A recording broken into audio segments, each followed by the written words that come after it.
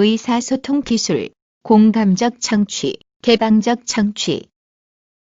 공감적 청취. 공감적 청취는 진실로 말하는 사람의 입장에서 말하는 사람의 감정, 경험이나 인생관 및 가치관에 입각하여 듣는 것이다. 관찰자적인 냉정함을 좀 뒤로 하고 그 사람으로 변화되어 청취하는 것이다. 그렇게 들어야 들은 말을 들은 사람 마음대로 이해, 해석, 판단하지 않고 제대로 받아들이게 된다. 오가는 대화가 아닌 혼자 하는 넋두리에 장시간 집중하기란 여간 쉬운 일이 아니다. 사람들은 대부분 자신의 자아에 쌓여 있다. 자신의 절실함이 상대에게 완벽하게 전달되기를 바라며 그로 인해 강조에 강조를 거듭하거나 더 많은 것을 전달하기 위해 속도를 내기도 한다. 말을 하는 이유 중에는 상대의 동의를 구하려는 경우가 많으며 동의를 넘어 자신을 인정해주고 존경해주기 바라는 다소 불편한 경우도 많다. 이 모두 사람들의 자기 표현 욕구에서 비롯되는 것이리라. 대화가 시작되면 이런 욕구는 금방 제어하기가 힘들다. 그러나 생각해보라. 그가 말하고 있는 사이 듣고 있는 상대도 말하고 싶어 몸이 고역한다는 것을 다 같은 사람이요. 다 같은 욕구의 소유자들이기 때문이다. 공감적 청취는 상대가 되어 깊이 이해하는 청취다. 상대가 되어 듣는 일은 자신을 접어야 하는 것, 곧 자신의 표현 욕구를 잠시 묶어둬야 하는 일이다. 상대의 말을 잘 들어주는 이러한 공감적 청취는 상대에게 큰 감동을 주게 될 것이며 아군이라는 믿음까지도 주게 될 것이다. 공감적 청취를 하면 말하는 사람도 듣는 사람이 자신을 인정하고 존경한다고 생각하게 된다. 공감적 청취를 생각하다 보면 혹 희생적 청취라는 생각이 들지도 모르겠다. 하지만 그렇게 하지 않아서 상대를 제대로 이해하지 못하거나 말을 중간에 끊어서 끝까지 듣지 않으면 섣부른 판단을 너무 쉽게 내릴 위험이 있다. 또한 반대로 생각하면 자신이 했을 법한 오류들, 협소한 지성들을 또한 간접 확인하게 되니 그 또한 좋은 학습 경험이다. 상대의 힘찬 목소리를 들으며 나만의 굴레에서 생각하던 것들을 깨뜨릴 좋은 기회이기도 한 것이다. 말 몇 번 참은 대가치고는 손해볼 것 없는 일 아니겠는지.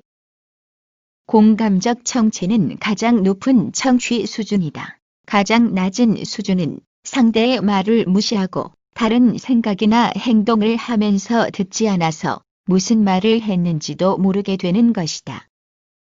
이 두 수준의 중간의 건성으로 그런가 또는 그럴 수도 있지 하면서 듣는 채만 하는 정도, 네가 좋아하거나 동의하는 부분만 듣는 선택적 청취, 열심히 들어서 단어 자체의 뜻을 파악은 하지만 공감하지 못하여 깊이 숨어있는 감정까지는 이해하지 못하는 수준 등이 있다.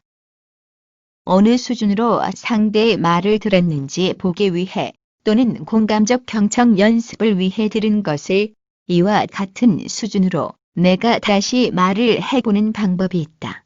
공감적 청취를 위해 가져야 할 듣는 이의 덕목을 다음과 같이 정리할 수 있겠다. 상대의 이야기가 몇 분, 몇 시간이 걸릴지 예측할 수 없다. 그러므로 우선 마음의 여유를 갖는다. 마음의 여유를 갖고 있지 않으면 시간이 가며 듣기 싫어한다는 표정이 얼굴에 나타나고 말 것이다. 상대의 말을 들으며 마음으로 요약한다. 이것은 상대의 말을 잘 듣고 있다는 것을 잘 전달해주는 방법이기도 할 뿐더러 나중에 질문을 할 때도 요긴하게 쓰인다. 상대의 말 이외의 이것들도 깊이 공감한다. 상대의 표정, 손짓, 발짓 등 이는 상대의 말을 공감각적으로 기억하게 하여 상대의 말을 더욱 오래 깊이 기억할 수 있게 해준다.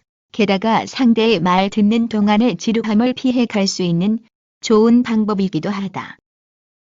상대가 잘 쓰는 단어나 표현 등을 주시한다. 이는 상대의 성향을 분석하는데 좋은 자료이며 상대와의 밀착감을 끌어내는데 큰 역할을 한다.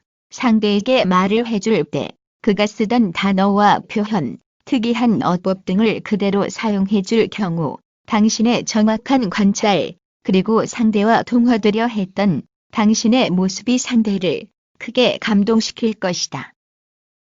개방적 청취, 마음을 열어놓고 상대의 모든 것을 받아들이는 자세로 듣는 것이다.